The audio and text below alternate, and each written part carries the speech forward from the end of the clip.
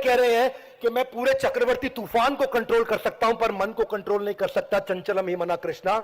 इंद्र वैसे ही कितने भोग विलास में डूबे हुए आसपास कहीं अप्सराएं, पर मन नहीं भरता। पृथ्वी पे घूमते घूमते आ गए और आकाश से देख रहे कि अरे एक जंगल के अंदर बड़ी सुंदर स्त्री घूम रही है। बोले ये कौन है? तो पता चला ये गौतम ऋषि की पत्नी अहिल्या है। इंद्र से कंट्रोल नहीं हुआ। इंद्र ने देखा गौतम ऋषि क्या करते हैं, पहले पूरी रेकी करी। पता चला गौतम ऋषि रोज सुबह, इतने बड़े तपस्वी हैं, सुबह भोर से पहले उठ करके अपने नित्य कर्म करने के लिए नदी के पास जाते हैं। नया आवरण बनाया इंद्र ने और आवरण बना के खुद को गौतम ऋषि बना लिया। जैसे ही पति गौतम ऋषि निकले नित्य कर्म के लिए नदी के पास शौच क्रिया करना, स्नान करना, ये वो अप्सरा बला की खूबसूरत सौंदर्य की देवी वो अहिल्या के पास चले गए और खुद गौतम ऋषि बन के चले गए और उसके साथ जाकर के संभोग करने का प्रयास किया। उधर गौतम ऋषि को कहीं ना कहीं महसूस हो गया कि पीछे कुछ गड़बड़ हुई है, मेरे साथ छल हो रहा है। गौतम ऋषि जब अपनी कुटिया में वापस लौटे तो उन्होंने इंद्र को उनके साथ सोता हुआ अपनी धर्मपत्नी के साथ देखा। ऋषि थे और वो वहां पे उन्होंने उस क्रोध को सेवा के लिए जागृत किया, अपनी पत्नी को श्राप दिया, वो पत्थर बन गई। उनको श्राप इसलिए दिया क्योंकि आगे चल के भगवान राम ने उनको आशीर्वाद दे करके हाथ से छू करके पत्थर से वापस अहिल्या बनाना था। लेकिन जब इंद्र को उन्होंने श्राप दिया तो उनको बोला तुम्हारे शरीर पे हजारों स्त्री की योनियां बन जाएंगी, जो जिसकी तुम भोग विलास की इच्छा करते हो तो मैं इतनी योनियां देता हूं। पूरे शरीर पे योनियां बन गई उनके। उन्होंने माफी मांगी, जब बहुत क्षमा मांगी तो उनको आंखों में परिवर्तित कर दिया। इंद्र के शरीर पे हजारों आंखें।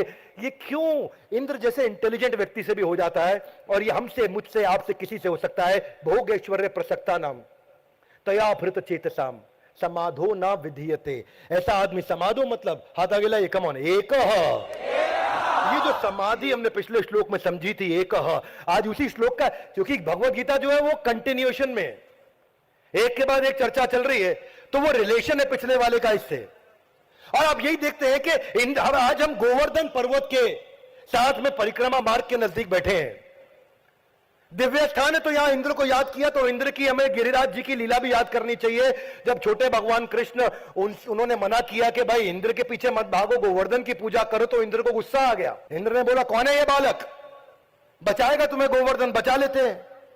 भगवान कृष्ण ने गिरिराज जी को अपने हाथों पर उठाया। हम सबको वो लीला पता, लेकिन इंद्र इतना गुस्से में आ गए, ऐसी बारिश करी कि एक एक बूंद का वजन 100-100 हाथियों के बराबर।